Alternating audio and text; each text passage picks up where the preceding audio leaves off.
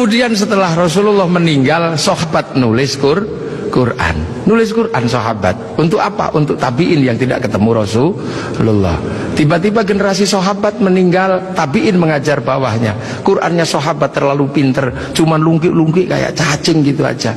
Maka kemudian dikasih titik oleh Abul Aswad Ad-Du'ali.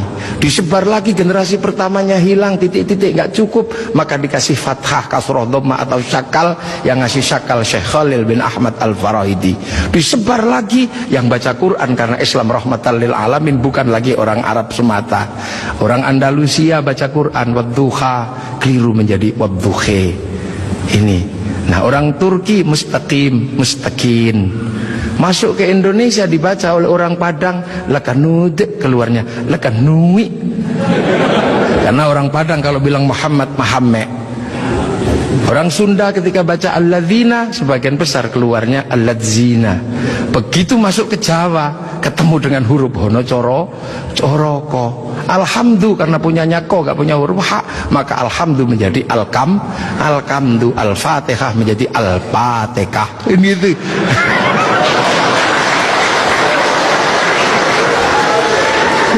Nah ini, orang kalau ngerti proses kodifikasi Quran pasti tahu. Ketika masuk ke semua negara pasti berbeda. Al-Fatihah menjadi Al-Fatihah. Dan ini yang dialami oleh Bapak Presiden Republik Indonesia.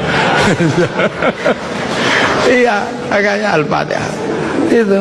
Ya Hayyu Ya Qayyum menjadi Ya Kayuku Ya Yumu. Robbil alamin, kayaknya punya huruf ain, nggak punyanya ngo, keluarnya Robbil ngalamin. Nggak punya dot, punyanya lo, maka Ramadan keluarnya Romlan. Begitu dibaca orang Bali sangat susah, karena orang Bali nggak bisa bilang tok, bilangnya tok. Maka sirotol menjadi sirotol ladzina an'amta alaihim. Islam berkembang ke semua negara dan berbeda. Ketika dibaca oleh orang Bugis alaihim, keluarnya alaihing. Karena orang Bugis kalau bilang N jadi eng, kalau bilang eng jadi N. Makanya ada dulu mantan Kabulok bernama Beduamang, itu berasal dari Abdurrahman. Nah itulah makanya kemudian Islam bergerak.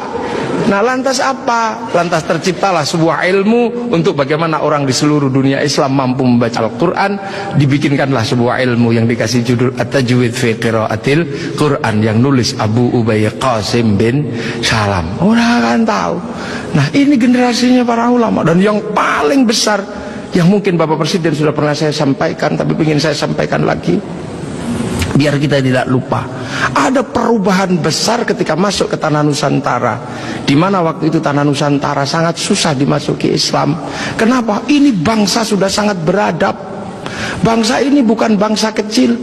Tahun 1222 ke atas, sebelum tahun 1300 sudah mampu menaklukkan Mongol, yang menaklukkan Eropa, menaklukkan Arab, mampu ditaklukkan oleh kekuatan Nusantara yang namanya Singasari. Makanya hal itu bisa kita lihat betapa kita bangsa punya tinggalan-tinggalan yang luar biasa.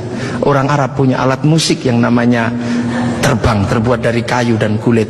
Orang Eropa punya alat musik yang namanya gitar, terbuat dari kayu dan tali. Tapi orang Nusantara, salah satu alat musiknya adalah gamelan, terbuat dari logam. Hanya bangsa yang menguasai ilmu pertambangan yang maju dan penguasaan metalurgi yang mapan mampu membuat alat musik dari logam. Dalam cerita-cerita besar, kita juga punya cerita besar yang sama. Orang Eropa punya cerita tentang Cinderella, kita punya cerita bawang putih, bawang merah. Orang Eropa punya Samson, orang Arab punya Sam'on, kita punya Bandung Bondowoso, kita punya Sangkuriang, kita punya Sipahit Lidah.